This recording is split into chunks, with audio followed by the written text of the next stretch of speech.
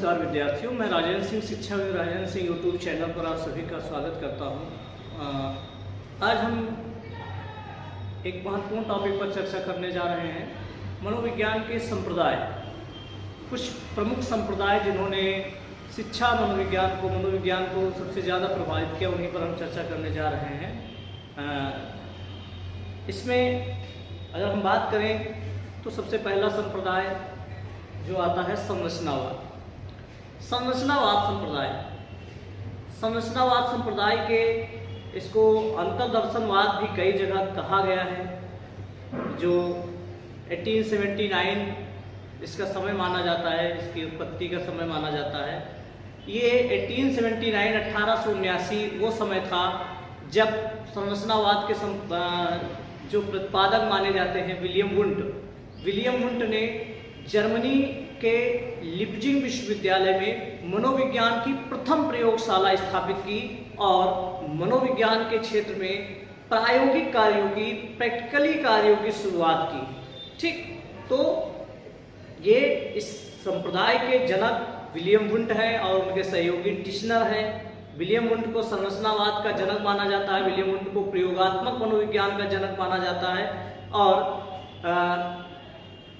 William Wundt ने ही Germany के लिप्जिंग विश्वविद्यालय में मनोविज्ञान की प्रथम प्रयोगशाला स्थापित की 1879 में, और लिप्जिंग विश्वविद्यालय को वर्तमान समय में कार्ल मार्क्स विश्वविद्यालय के नाम से भी जानते हैं। तो ये पहला संप्रदाय है मनोविज्ञान का, जिसने शिक्षा को प्रभावित किया है। ठीक, दूसरा संप्रदाय है इसका, जो उसको हम प्रकार्यवाद के नाम से जानते हैं। प्रकार्यवाद संप्रदाय जो है ये 1842 से 1910 के बीच में अपने चरम पर था, और विलियम जेम्स, जॉन डीवी और एंजल्स को इसका प्रमुख विचारक, आप कह सकते हो प्रवर्तक माना जाता है। लेकिन प्रकार्यवाद में दो संप्रदाय हो जाते हैं, दो बंटवारा होकर संप्रदाय होता है।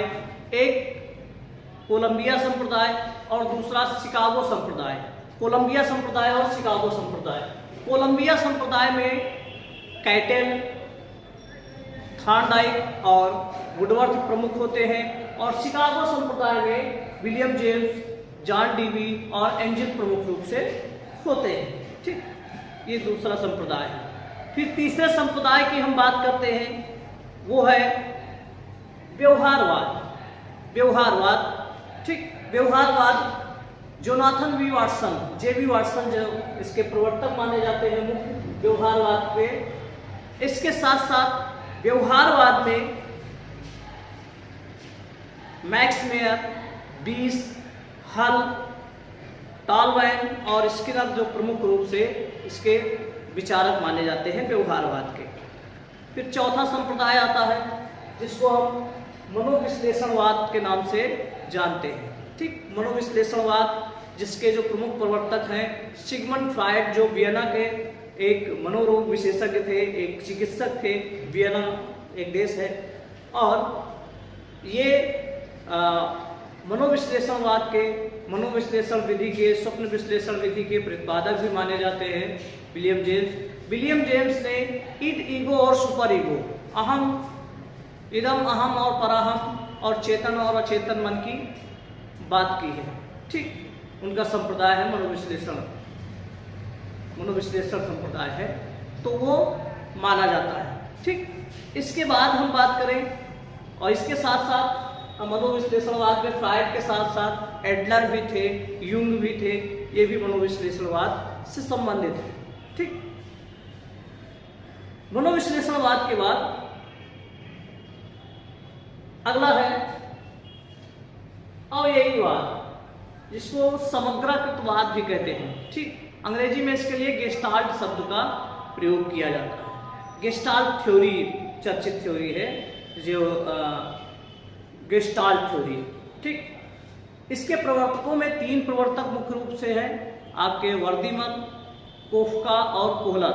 ठीक, इस समग्रकृतवाद से एक सिद्धांत जो निकला है, बहुत चर्चित हुआ है, अंतर्दृष्टि या सूझ का सिद्धांत, इनसाइट थ्योरी जिसको कहते हैं, जो बनमानुष पर यानी चिंपैंजी पर किया गया प्रयोग था, उसमें कोहलर का प्रमुख योगदान था।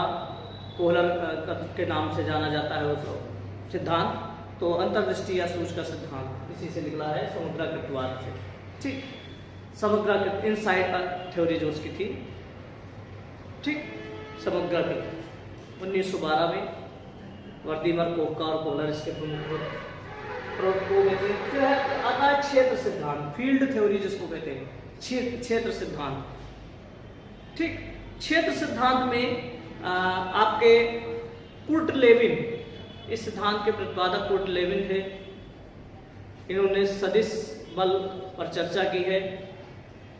इसके बाद प्रेरकीयवाद, प्रेरक शब्द जिसको अंग्रेजी में हार्मिक कहते हैं। प्रेरकीयवाद एक विचार संप्रदाय है, एक विचारधारा है, जिसके प्रवर्तक जो हैं विलियम मैकडूगल है। विलियम मैकडूगल के बारे में आपने सुना भी होगा, पढ़ा भी होगा। विलियम मैकडूगल का नाम सबसे ज्यादा अगर याद किया जाता है तो मूल प्रवृत्ति सिद्धांत के कारण याद किया जाता है। मूल प्रवृत्ति सिद्धांत के प्रतिपादक थे विलियम जेम्स। विलियम जेम्स ने मूल प्रवृत्ति के सिद्धांत के प्रतिपादक थे विलियम मैकडूगल। विलियम मैकडूगल ने 14 प्रकार की मूल प्रवृत्तियों की चर्चा की है और उनके पीछे 14 प्रकार के संवेगों की चर्चा की है। तो मूल प्रवृत्ति सिद्धांत के जनक जो थे वो विलियम मैकडूगल थे। ठीक, फिर बात करते हैं पूर्णांगवाद। पूर्णांगवाद में भी दो संप्रदाय, दो वर्ग हो जाते हैं। एक होता है अवयवीवाद यानी ऑर्गेनिज्म, जिसमें मेयर, काघिर और गोल्डस्टीन होते हैं, और दूसरा हो जाता है व्यक्तित्ववादी। ठीक, पर्सनालिटी।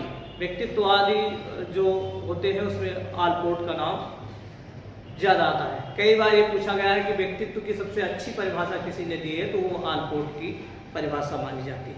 तो ये कुछ ऐसे संप्रदाय हैं जिन्होंने मनोविज्ञान को और शिक्षा मनोविज्ञान को किसी हद तक प्रभावित किया है। ठीक, आगे हम शिक्षा मनोविज्ञान पर चर्चा करेंगे। तब तक के लिए नमस्कार, धन्यवाद।